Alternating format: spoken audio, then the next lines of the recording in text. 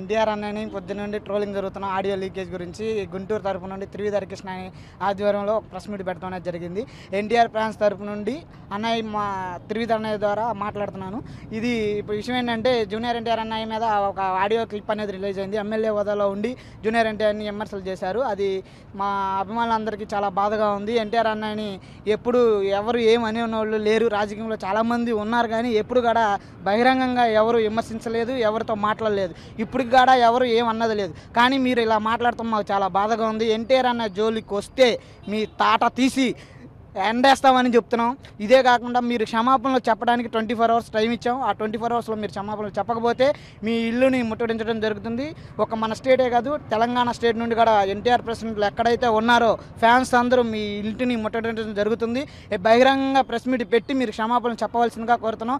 ఇది ఇంకొకసారి ఎవరైనా సరే ఎన్టీఆర్ అన్న జోలికి వస్తే ఏం జరిగిద్ది అనేది నిదర్శనం నీతోనే మొదలవుతుందని తెలియజేసుకుంటూ చెప్తున్నాను. తీవ్ర వ్యాఖ్యలు చేసిన దగ్గుబాటి ప్రసాద్ గారికి చెంప చెల్లు అనిపించే రోజులు కూడా దగ్గరలోనే ఉన్నాయి. నువ్వు మొన్న ఎలక్షన్లో ఎన్టీఆర్ అభిమానులందరూ కాళ్ళు పట్టుకొని ఓట్లు అడగలేదా? అక్కడ ఉన్న మా ఎన్టీఆర్ ఫ్యాన్స్ ప్రెసిడెంట్ని వెళ్ళి బతిమలాడుకోలేదా? ఇవాళ నువ్వు అనంతపురం అర్బన్లో నువ్వు చేస్తున్న అతి పెద్ద అవినీతి పాలన అందరికీ తెలుసు. నువ్వేంటో నీ స్థాయి ఏంటో తెలుసుకో ముందు.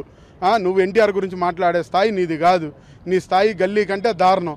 నువ్వేదో అనుకుంటున్నావు, ఏదో ఎవరో మెప్పు పొందాలని చెప్పి, అది జరగదు. ఏదైనా సరే ఇంకొకసారి నువ్వు ఎన్టీఆర్ గారి గురించి మాట్లాడినా, నువ్వే కాదు ఎవరు మాట్లాడినా తాటా తీస్తాం, తోలు తీస్తాం. నువ్వు 24 గంటల లోపల బహిరంగ క్షమాపణ చెప్పలేదనుకో, ఆంధ్ర, తెలంగాణ, కర్ణాటక నుంచి మా అభిమానులందరూ నీ ఇల్లు ముట్టడిస్తారు. జై ఎన్టీఆర్, జై జై ఎన్టీఆర్. మీరు ఎమ్మెల్యే పదవిలో ఉన్నారు. పదవిలో ఉండి వచ్చేసి జనాలకి మీరు మంచి చెడు చూడాల్సింది పోయి మీరే వచ్చేసి తప్పు మార్గంలో ఇలా మాట్లాడడం కరెక్ట్ కాదు. ఎన్టీఆర్ వచ్చేసి ఒక స్టార్ హీరో. ఆయన గురించి మీరు జనాల్లో ఇలా దుష్ప్రచారం చేయటం, ఇలా మాట్లాడటం, సినిమా మేము ఆడనివ్వం అని చెప్పడం కరెక్ట్ కాదు. దీనికి ఏంటంటే మీరు ఫేక్ వీడియో అని చెప్పనేసి పొద్దున క్షమాపణ చెప్పారు. అది కానీ నిజమని తెలిస్తే కానీ మీ తాట తీస్తాం.